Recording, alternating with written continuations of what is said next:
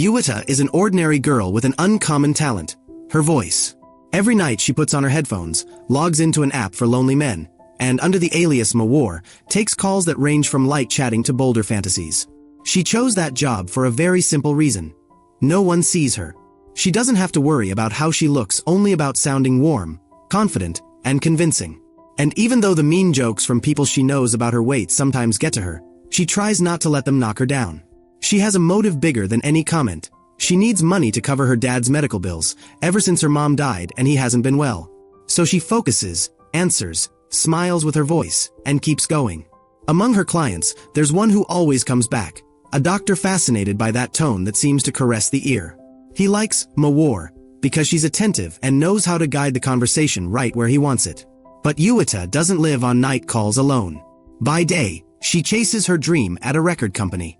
She has an ear pitch and a sensitivity that gives you goosebumps. She sings with soul. The painful detail is that she doesn't sing as herself. Her voice supports someone else's. The visible star is Eva, a singer with a flawless image and a fragile ego.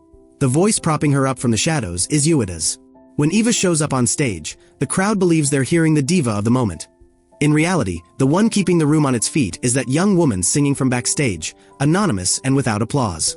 In one performance, the music carries Yuita away more than usual. She lets herself go, her body wants to move. She takes one step too many and gets caught on some cables. She stumbles, loses the beat for a second, and disaster peeks its nose in. She reacts fast, straightens her voice, and holds the note like nothing happened. The audience doesn't suspect a thing. The show ends, but the calm doesn't come. As soon as she gets off stage, Eva confronts her with a mix of nerves and disdain. She snaps that she was about to ruin everything and finishes with cruel comments about her appearance.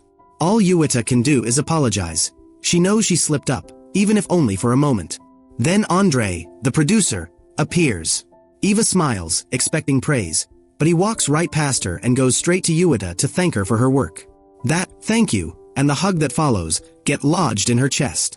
She, who has always buried what she feels, notices a strange flutter. What if he sees her differently? What if he actually likes her? She doesn't build castles in the air, but she can't stop that little light from turning on. Later, at a restaurant, she tells everything to Yara, her best friend, confidant, and grounding wire. Between bites because yes, Yuita eats heartily and the waiter is already giving her the side, as she confesses she thinks Andre took an interest in her. Yara, who loves her and looks out for her in her own way, brings her down to earth. Andre has half the world after him, plenty of beautiful women. It's not that Yuita doesn't deserve it. It's that men like Andre, Yara says, choose with their eyes before their hearts. And she adds a hard truth. Don't rush into falling in love. There are men who lie and take advantage. Yara's words open the door to a bad memory. In college, she liked a guy who used her to pass exams and then stood her up for someone else. That day she felt so low she thought about taking some pills and not waking up. She didn't do it, thankfully. She fell asleep on the floor and her family found her curled up. It was a dark episode, but it shook her. She realized she had to hold on for herself and for her dad. Since then, every time something hurts, she grabs onto that purpose again. Leaving the restaurant, the friends pass by a tattoo shop. They look at each other, laugh, and go in. They decide to seal their friendship with a symbol to remind them that everything will be okay. Yuita loves a design that invites you to breathe and keep going, Jakuna Matata. That day, more than ink, they put a shared promise on their skin. The next morning, after finishing work, Andre offers her a ride and invites her to his birthday party at a club. Yuita lights up and accepts. She asks him to drop her at a friend's house, but she actually goes to the psychiatric hospital where her father is. It's a secret only Yara knows. She prefers to keep it to avoid pitying looks or foolish judgments. Since her mother died, her father broke inside. Stress, grief, and silence dragged him to a place where sometimes he no longer recognizes his daughter and confuses her face with his wife's. With her heart squeezed tight, Yuita still cares for him, talks to him, and tells him about her small victories. That day she tells him she sings though nobody knows and confesses there's a man she likes. She asks him to pray for her, so that life will finally give her something good back. The next day she receives a package, a dress Andre picked out for his party. She and Yara open it as if they were holding a treasure. Night falls, and Yuita walks into the club with her friend on her arm, nerves alive and sparkle on. She congratulates Andre and then Richard, the older brother, appears, casually asking her to take off her coat. She does, without thinking, And in that second when her figure is revealed, Eva bursts in wearing the same dress. It's no coincidence. Eva knew about the gift and bought the same piece to make it clear, in front of everyone, who deserves to wear it. The mockery erupts in giggles and looks. Yuita feels the ground open beneath her feet and prefers to leave the party before she breaks. Andre explodes. He confronts Eva and says something no one had dared tell her. If you're on top, it's because of Yuita's voice. Without her, you'd be nobody. He adds an uncomfortable truth. Yuita sings like an angel, but because she doesn't fit the perfect woman mold the public demands, nobody gives her a second glance. If she were considered beautiful, he says, she could be a star. The words, meant to defend her, cut like knives, because Yuita hears them from the doorway and understands something else. That for him, like for so many, it all comes down to appearance. She looks at herself and sees only flaws. The comparison with Eva, so sculpted, weighs on her like a brick. That night, shattered and exhausted, she thinks about repeating the past mistake and filling her hand with pills. At that critical point, her computer rings. It's a work call. The usual doctor wants to speak with Mawar. He interrupts her and, without meaning to, sparks something else. What if she changed the very thing they criticize? The next day, she walks into a beauty clinic determined to ask about a transformation. Dr. Eric, a surgeon, attends to her. The consultation progresses, but the quote jolts her awake. She can't afford it. She tries to negotiate, proposes installments, but he refuses. She's about to leave, rejected and with her hope in pieces, when she decides to pull her last card, the truth. I'm a war, she blurts out. The doctor blinks and recognizes her. That voice that keeps him connected every night is right in front of him. With surprise still hanging in the air, Yuita asks for help to become a slim, confident woman. The doctor, caught by the shared secret, gives in. Before disappearing for a while, Yuita visits her father. They dance slowly under the sky as if the night were a dance floor for two, knowing days of silence are coming. Then she undergoes the surgery. No one, except Yara and the doctor, knows where she is. At the record label, Andre is left without his invisible right hand. Eva's shows collapse one after another, and the album recording stops. They need a voice like Yuita's, and there's no replacement. Eva, who lives glued to the mirror and her calendar, panics and decides to look for her. She goes to Yuita's apartment pretending to be her sister so they'll let her in. She doesn't find her, but she finds a note with the address of the father's hospital. With that clue, she drags Andre to visit the man to see if they can learn anything. Lost in his illness, he can't help them. They leave empty-handed. Months pass. The operation has been a success and the recovery long but steady. Yuita emerges from convalescence a different woman on the outside and, for the first time in a long time, secure on the inside. She goes to a mall to debut that new version of herself, and the men who cross her path turn their heads in obvious surprise. In the crowd, she recognizes Andre with Eva. Eva no longer sings. Now she sells kitchen utensils with that catalog smile that can't hide her frustration. Driven by a mix of nostalgia and curiosity, Yuita follows Andre to a car dealership. A salesman, hypnotized by her presence, approaches her immediately. Soon, we see her at the wheel of a new car, whether it was a purchase or an irresistible offer, and on its maiden outing she makes the classic rookie bump into a taxi. The driver gets out furious, but on seeing her, his anger melts. A police officer arrives, and the same thing happens. Beauty, charm, and that fresh air snuff out the rage. The problem arises when they compare her ID with the woman in front of them. They don't match. So they end up at the station to clear up the confusion. There she reunites with Yara. Her friend looks at her with, "It can't be," eyes. It's her and it's not her. The way to prove it doesn't come from her face but from her skin, the friendship tattoo they share. Once the mystery is confirmed, they go to dinner and catch up. Yara tells her Eva's album is on hold. They haven't managed to find a voice to sustain it. Yuita, who has already begun to think with an artist's mind and a woman in love's heart, hatches a plan.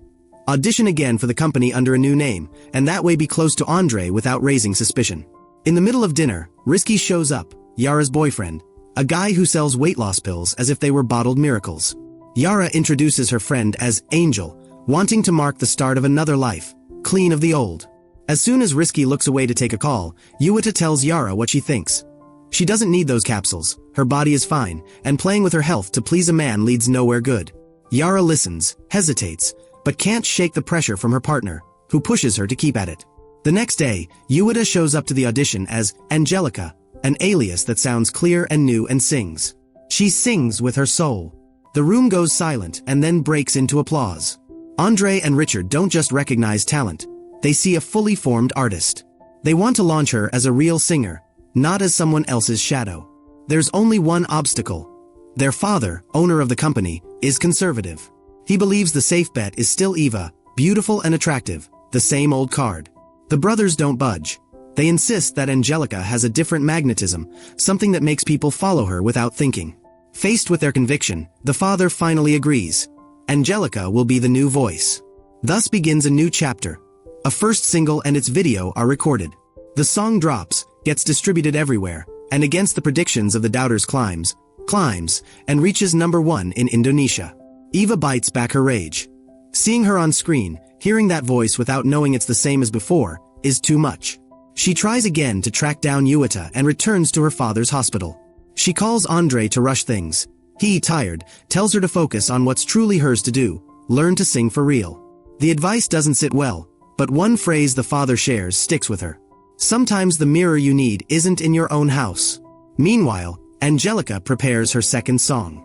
Something's off. She sings correctly, on pitch, but without that spark that turns a melody into a story. Seeking that spark, Andre shows her a video. Yuita's audition, the old one, the genuine one with emotion on the surface.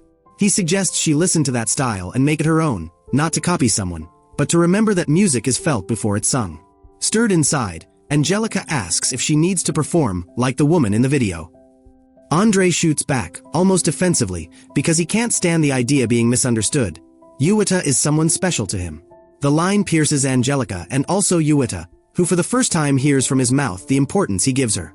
Relief and guilt collide in her chest. She loves him, but she's deceiving him with a mask. She decides to tell the truth. First, she checks with Yara, who unintentionally throws another bucket of cold water. Not all men accept that a woman has gone under the knife. The observation, perhaps meant to protect, hurts. They argue. Yuita tells her friend that Risky manipulates her with the pills, and that's wrong too. Yara breaks down, cries, and leaves. Later, when she meets Andre, he confesses he doesn't like cosmetic surgery, that he prefers what's natural. With that piece added, Yuita decides to swallow the truth a little longer. She doesn't want to risk the only bond that feels real. The next day, on her way to the studio, she hears Eva practicing. She peeks in and they end up talking. Without revealing her identity, Yuita shares a piece of advice that actually comes from her father, that quiet man who still knows how to say just enough. Eva doesn't know it, but she leaves that encounter with a different compass. Life, however, offers no truce.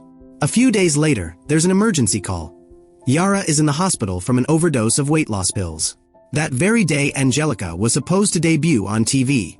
Yuita doesn't hesitate. She runs to her friend first. The doctor is clear. She was on the edge. If she takes those things again, there may be no second chance. Risky walks in with a face of belated concern, and Yuita confronts him with a firmness she once lacked. She orders him to stay away from Yara and to stop selling poisons disguised as solutions. He drops his head and can't find words to justify himself. Once Yara is out of danger, Yuita returns to the studio. TV debut. Flawless. The camera loves her, the audience applauds, and at last, her name stands on its own. Proud, Andre invites her to dinner. Everything seems to line up. Work, chemistry, a possible future. In the middle of the evening, he gets up to take a call from his father. She stays, grabs a piece of paper, and absent-mindedly doodles a musical symbol that always accompanies her, a drawing she's repeated 1,000 times in her song notebook. Fatigue wins, and she falls asleep with the pencil in her hand. Andre returns, sees the drawing, and something clicks.